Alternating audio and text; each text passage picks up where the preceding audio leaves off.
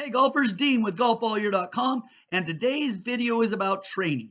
It's about how I am using the Zepp Golf Swing Analyzer to improve my swing so that I will be able to break 80 consistently. So let's take a swing at it. Okay, so after almost 500 swings, what the Zepp has told me is that I need to really work on my club plane and my backswing. So I decided to kind of focus on the club plane because the club plane is one of the most important statistics. It involves distance, getting more distance, which is a huge thing for me, and also accuracy. And so I really wanted to start focusing on changing my club plane. And what the club plane is, it measures the relationship and distance between the club head on the downswing and that of the backswing. And so what you're looking for is that the downswing is under the backswing. And so you're really looking for a negative number. In fact, the pros are always have an under plane club plane. And so their numbers are always going to be negative. 90% of the golfers out there will have a positive number. And so I don't want to be in that 90%. I want to try to move my club plane percentage to 0 or lower. And so I really began to focus, and I did a lot of research on this situation and how to improve it. And so let's take a look at the swings. This was yesterday. This was before any drills and everything. I took 44 swings. You can see my club plane comparison is at 15%.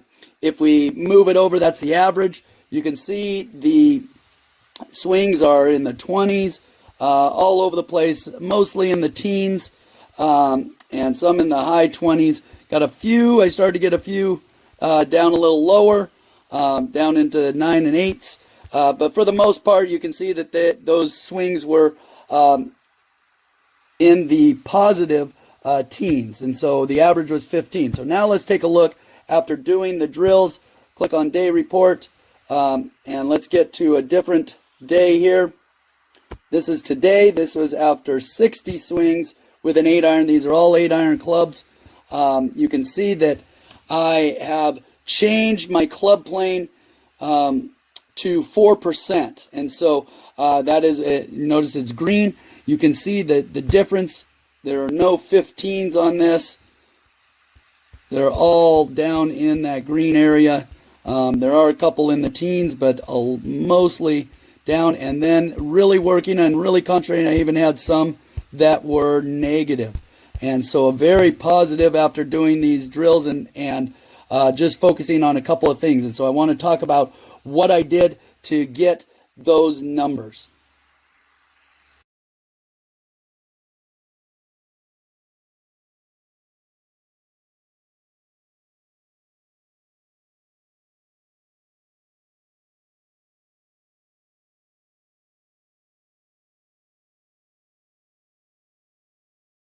All right, so the first drill I do to get the proper movement, and the key movement is this arm. Okay, when you're in your backswing, it's this arm coming down, and as that happens, your body shifts.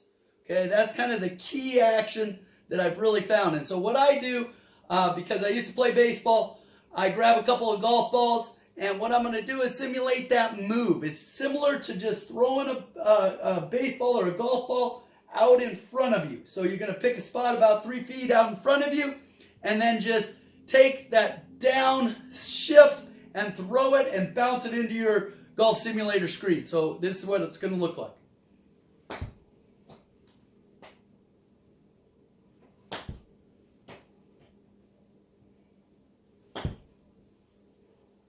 Very simple drill to get that movement of this down. Okay, so that's the first drill. The next part of that, after I've done the baseball, after I did the baseball drill, what I call the baseball drill, I started to work on just the movement from my backswing, getting the club in the backswing that I like, and then just working on this. And notice I slide the elbow to my hip, my elbow comes to my hip, and my hip slides forward. So my weight is forward, and I just slide forward. And so all I was working on for just quite a while with just that movement right there. Okay? So start with that baseball. So it's like you're throwing that baseball, but now you're just sliding that elbow down. That was a big key for me, was that elbow down.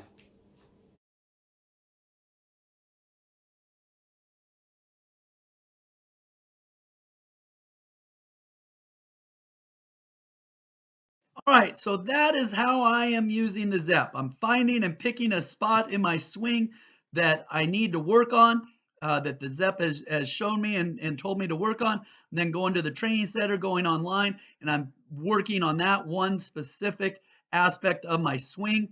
Hopefully, that will take me to the next level, and I'll be able to break 80 consistently because my swing is getting better. And then I tie this into the Opti shot and I hit balls and I see my club face angle and my swing path and try to all put it all together to get a better swing. So hopefully this helps. Hopefully you will be on the lookout for my Zepp 2 review I'm going to be doing after I've really dug into the Zepp and really found out some of the pros and cons of it.